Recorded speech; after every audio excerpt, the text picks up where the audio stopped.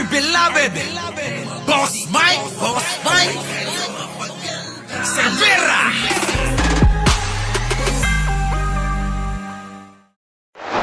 Ang hirap ngayon magbasa ng comment eh. O sige, Banat Bay, ano na pagtatanggol mo doon sa kailangan, kemehin. Alam niyo naman siguro yun, no? Gamit ni Sarah yun eh. Yung keme, kahit na may red tide. Pagtatanggol ngayon, alam niyo naman ito eh. 'Di ba? Alam niyo naman ito eh. Magaling din ito magpaliko ng mga issue eh. Sige, tuloy natin to. Pasok. Ako po si Banat Bay at gusto ko lamang pong komentuhan po itong issue patungkol po kay Robin Padilla, kay Senator Robin Padilla. Tungkol po doon sa kanyang mga statement doon sa isang hearing na kung saan tinatalakay po doon yung issue ng mag-asawa. Out of of urge. Ayan na, mga kababayan. Of urge. Urge nga eh, urge. Leti Catalon, thank you naman po ha. Urge nga eh. Sige, tuloy. Kasi ano po yan no? Siguro naman, sasang-ayon naman sa akin ng mga taong bayan pag sinabi kong may iba talagang urge ang mga lalaki talaga. May urge talagang nandun eh. So, paano yun? Andyan ng asawa mo. So, anong pwede kong, para hindi ako mareklamo ng asawa ko, o anong pwede kong sabihin? Doon po sa mga nagko-comment ng ito na. Shoutout nyo naman si Kati Binag, nandito.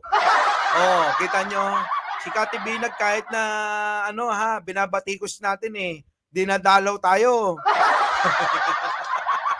Diba? Alam nyo naman totoo, diba, Kati? Okay, pasok.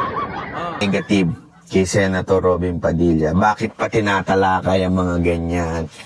Tapos ang dating ipinalalabas na bastos si Senator Padilla kasi totoo naman eh. 'Di ba? Totoo naman bastos eh, 'di ba? Urge. Kahit na may red tide, dapat walang tanggi-tanggi. 'Di ba? Walang tanggi-tanggi. Kahit red tide 'yan. Mga kababayan. Sabihin kaya natin kay Mariel, Madam Mariel, ano kaya kapag ka red tide ka, ingudgud mo yung mukha ni Robin sa mo? 'Di ba? Para matauhan siya. Ingudgud niya sa 'Di ba? Habang red tide. Hindi, wala. Ingudgud mo yung mukha. Inguso mong gano'n, Ipahimod mo, gano'n. 'Di ba, mga kababayan? Pinipilit eh. Para tanungin natin, last at anong pakiramdam? Yak! Shit. Yun lang naman yun eh. Sabi niya na paano yung urge ng lalaki, anong gagawin. Kasi, una sa lahat, alamin niyo muna yung... Lemuel, di pa ako kumakain. Hindi mo pa ako pinapadalan eh. Nandyan yung kaibigan natin si Lemuel. Sige, pasok. Konteksto nung pinag-uusapan doon sa hearing. Alam mo ba, Nat Bay, kahit anong gawin mong konteksto, kahit anong gawin yung paliwanag sa tao, pag hinaluan nyo ng malisyoso at hindi kaaya-aya, lalong-lalo na tayo, mga Pilipino, masyado tayong conservative pagdating sa ganyan. 'Di ba? Konserbatibo ang mga Pilipino. Sa usapin ng mga ganyan, hindi mo naiintindihan. 'Di ba? Nakatikim ka na ba? Baka hindi ka pa nakatikim kaya hindi mo alam. Subukan mo kayang tikman. Sarap kaya, di ba, Pining Garcia? Sarap kaya. Sarap nung walang red tide. Try mo lang. Para malaman mo. Okay.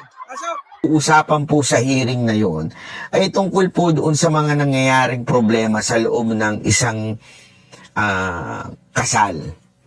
Ibig sabihin... kita nyo, lilikoy na nila sa kasal. Tumbukin mo na, ipagtanggol mo yung kahit na may red tide, dapat pagbigyan si lalaki. Dapat walang karapatang tumanggi. Yun yung pinipilit ni Robin. Di ba? Kasi yung urge eh. Galit na galit si Robin eh. Di ba, mga kababayan? Ganun lang naman eh. Yun ang, hindi naman niya babanggitin dito. Hindi niya babanggitin. Kundi pipilit niya kasi yung konteksto ay pinag-uusapan yung mga usapin ng mga kinasal na tao, babae, lalaki, na dapat kailangan maayos. Tama yun. Sang-ayon ng mga Pilipino doon. Pero pag dumating na doon sa punto na ang pinag-uusapan, sabi nga ni Sarah, tsuktsakan, abay, ibang usapan na yon. Di ba? Kailangan maging konserbatibo tayo pagdating doon. Dahil gano'n ang mga Pilipino, pagdating sa usapan na, walang problema. Pag-usapan natin yung mga dapat nating ugaliin, dapat nating gawin bilang mag-asawa. Di ba? Walang problema doon. Pero meron tayo pa rin dapat ingatan. Ano yon? Ano yon? Yung mga sensitibo na dapat yung mag-asawa na lang o magkasintahan o mag-partner ang nag-uusap doon. Diba? Oh, nagigets nyo ba ako, mga kababayan? Nagigets nyo ba ako? Yun eh. O, sige, tuloy. Sa mga mag-aasawa. Minsan kasi, tayo mga Pilipino, masyado ho tayong maaarte. Yung, alam mo yung parang feeling gentleman, feeling banal na to the point na... Abay, totoo naman Bakit? Parang gusto mo sabihin ng mga Pilipino, hindi gentleman? Hindi banal, hindi... sobra ka naman. Aba, mga Pilipino tayo. Abay, huwag tayong papayag na sabihin na hindi tayo ganun Napaka-gentleman ng mga Pilipino. Kaya nga ang mga Pilipino pinag-aagawan sa ibang bansa Di ba? Maging ang Pilipina, pinag-aagawan sa ibang bansa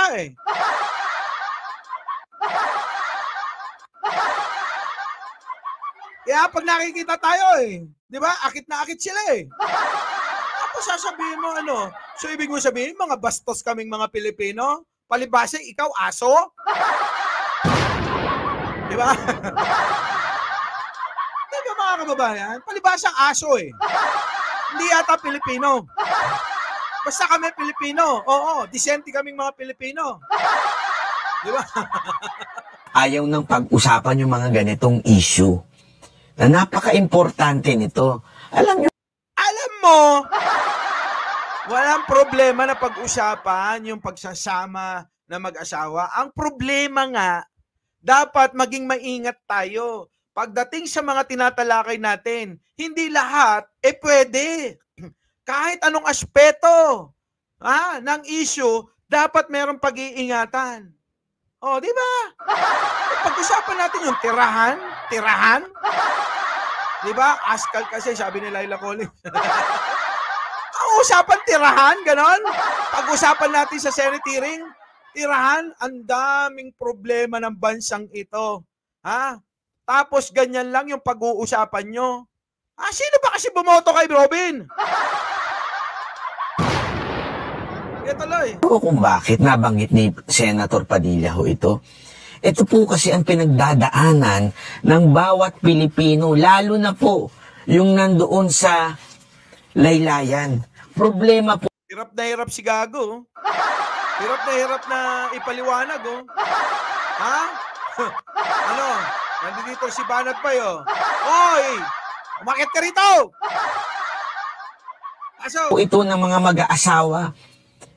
Huwag kayo mag-away ni Maharlika dito sa channel ko, Away kayo rito. Doon kayo sa mga channel nyo mag-away. Away kayo rito sa channel ko. Huwag dito.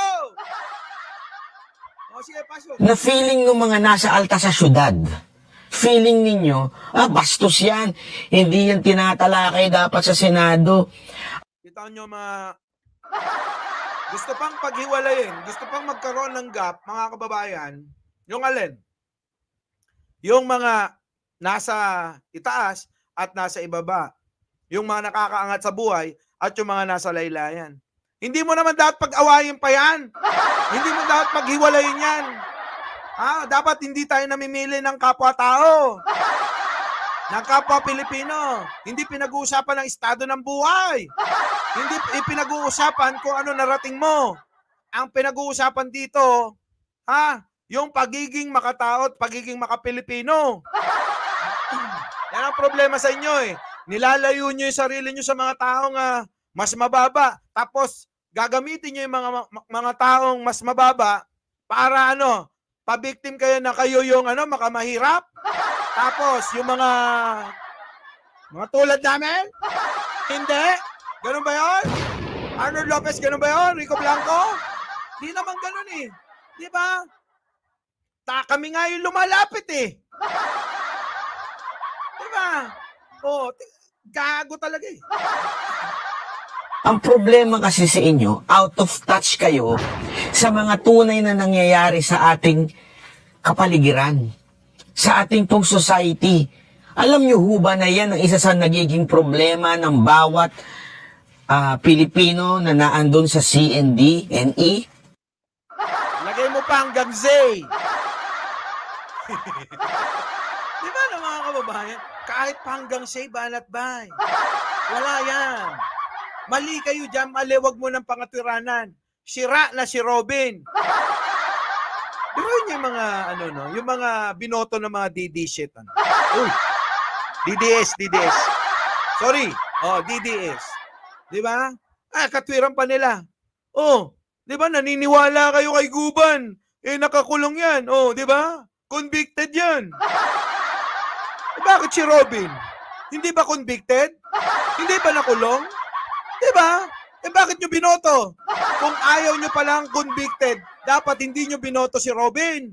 Tapos babanatan nyo si Guban, na dahil hindi pabor sa inyo? Dahil ba, dahil against sa paniniwala nyo?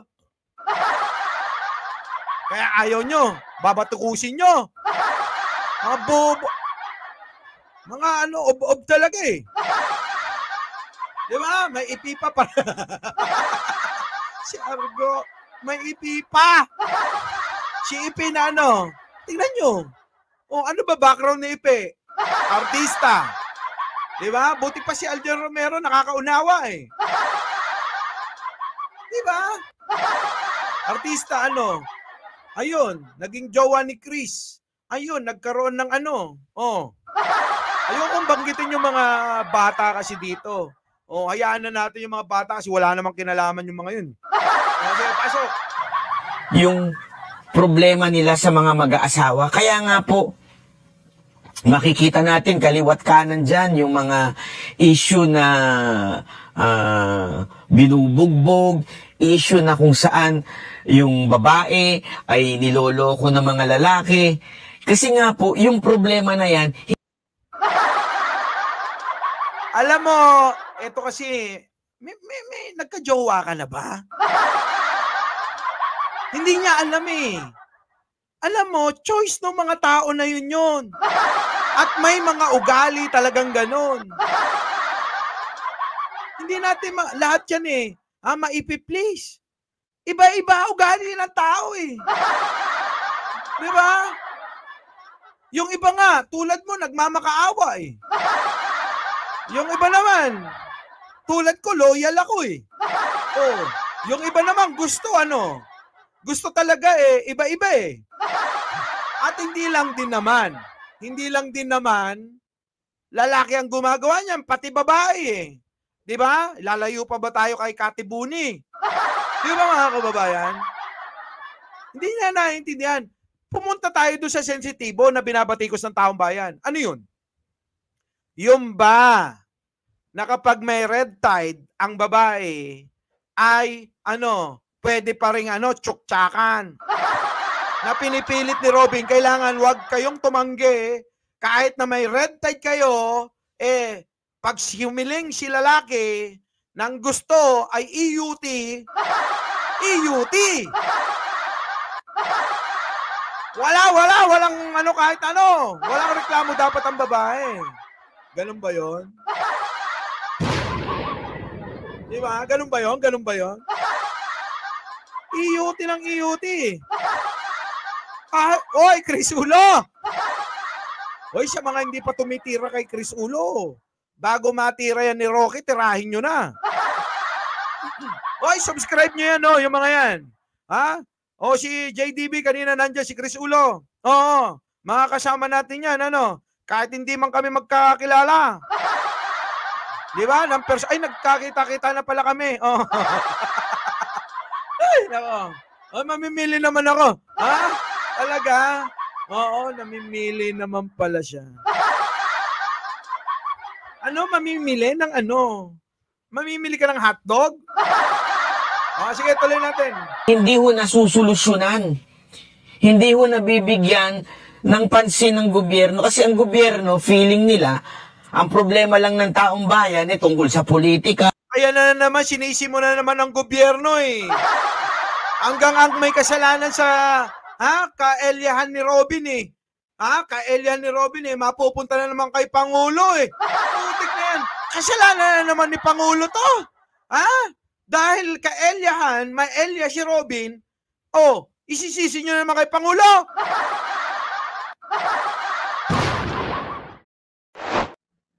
Our beloved Boss Mike, Boss Mike.